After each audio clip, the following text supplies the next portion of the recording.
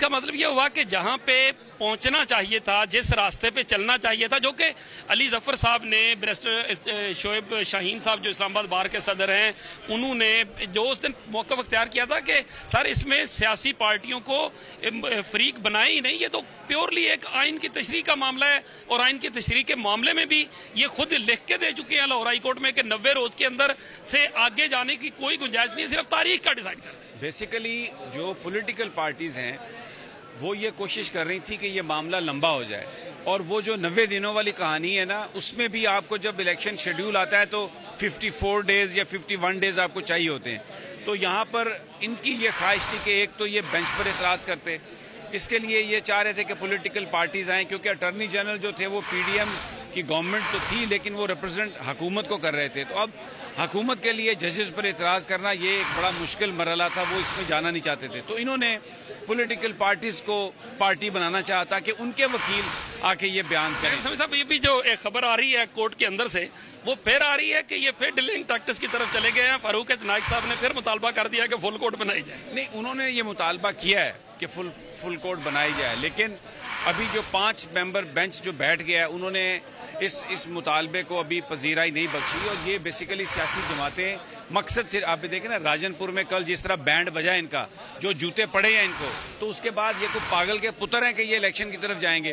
तो आइन और कानून को इनके नज़दीक कोई इतनी ज़्यादा उसकी अहमियत नहीं है, इन्हें सिर्फ डिले चाहिए। इतनी ज़्यादा या बिल्कुल ही नहीं है, नहीं, कुछ भी नहीं है। जो आज हमने देखा जिस तरीके से यहाँ पर जो भी उनके जो हमायती लॉयर्स या जहाँ जहाँ जो भी था, जिस तरह से बातचीत हो रही थी उनकी, और ये फुल कोर्ट इनकी ये ख्वाहिश है कि फुल कोर्ट बने। अच्छा, इसमें देखें, एक तो पॉलिटिकल पार्टीज जो चाहती थी उन्हें हासिल हो गया, नून लीग और पीपल्स पार्टी, कि जस्टिस मुजाहिर नकवी और जस्टिस एजाजुल हसन साहब बेंच का हिस्सा नहीं है, ये तो उनको हासिल हो गई। लेकिन क्योंकि अतर मिनुल्लाह साहब और याहिया अफरीदी साहब ऑलरेडी अपना माइंड दे चुके हैं, तो इसलिए वो जजेस भी नहीं बैठ रहे। माइंड की बात उन 2 जजेस पे भी इन्होंने की थी, एब्सोल्युटली उन्हीं पर की थी। तो अब वो कहते हैं ना कि सम टाइम आप अपने ही फंस जाते हैं उसमें, जो आप किसी जाल में दूसरों के लिए बिछाया होता है। ये फंस गई है, अब ये हुकूमत फंस गई है इसमें। अभी भी ये कोशिश करेंगे कि कल तक कुछ हो, लेकिन जो हमें बेंच एडमेंट लग रहा है,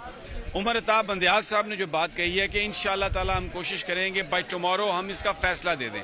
उसकी वजह ये है, एक नजर आ रहा है कि इलेक्शन कमीशन ने उसका शेड्यूल देना है, और पाकिस्तान का आइन जो है उसमें किसी इदारे में इतनी हिम्मत नहीं है, चाहे वो फौज है, चाहे वो अदलिया है, कोई भी, कि आइन से निराफ कर सके।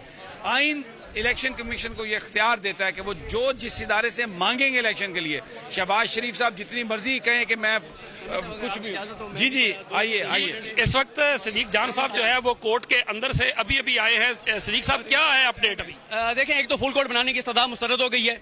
चीफ जस्टिस पाकिस्तान ने जो है वो फुल कोर्ट बनाने की जो इस्तदा है वो मुस्तरद कर दी है। यही 5 रुकनी बेंच ही समाअत करेगा। चीफ जस्टिस पाकिस्तान ने कल समाअत कंक्लूड करने का और फैसला सुनाने का इंदिया दे दिया है। और साथ ही chief justice Pakistan justice Umar Ata Bandial sahab ने जस्टिस जमाल खान मंदोखेल साहब का जो नोट है, जो अभी चीफ जस्टिस पाकिस्तान के पास नहीं पहुंचा था, वो मीडिया को लीक होने का, यूट्यूबर्स को लीक होने का पर तशवीश का इजहार किया है, और उन्होंने इस पर अफसोस का इजहार किया है कि ये नहीं होना चाहिए था। तो ये अब 2-3 बड़ी डेवलपमेंट्स हैं समीर साहब के फुल कोर्ट बनाने की इस्तदा मुस्तरद।